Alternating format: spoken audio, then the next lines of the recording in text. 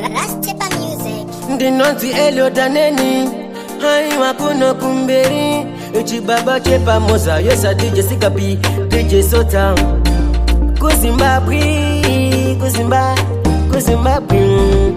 Ndajamba boda ndajamuka, ndakuita sakata ora washaruka. Ndajamba boda ndajamuka, ndakuita sakata ora washaruka. Ndajamba boda, ndemba sakata ora madota. Ndajamba boda, ndemba sakata ora madota. Ndajamba boda ndajamuka, ndoita sakata ora washaruka. Aripo aingoda kundibuka, ngoma dzangu dzoritwa kunge dzabazuka, dzechinaka kunge shuka. Ndiri kuHarare mumusoro ndinorubwa, kandimaka ndodza kunditsuka. Kuno kumberi ndati ndajamba boda ndajamuka, ndakuita sakata ora washaruka. Ndajamba boda ndajamuka, ndakuita sakata ora washaruka. Ndajamba boda, ndoita sakata ora madota. Ndajamba boda, ndoita sakata ora madota.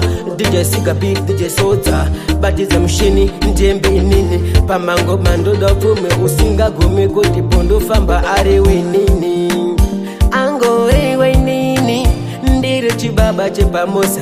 Ndire chibaba chepa moza, nasimango mandangoritza. Ndajamba boda ndajamuka, ndoita sakata ora washaruka. Ndajamba boda ndajamuka, ndoita sakata ora washaruka. Ndajamba boda, ndoita sakata ora madota. Ndajamba boda ndajamuka, ndakawawudza wangarambira.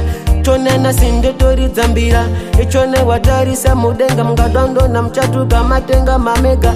Maingo ndichingurudza mtundu zaisa, sekonasi mangoma ndengoidzwa. Hai wakuno kumberi ikoko. Ndajamba boda ndajamuka, ndakuita sakata ora washaruka.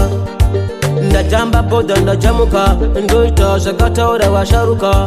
Ndajamba boda ndajamuka, ndoita sakata ora washaruka.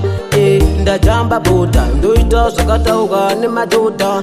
Ndiri kuHarare, nemukadzi muteni andirore.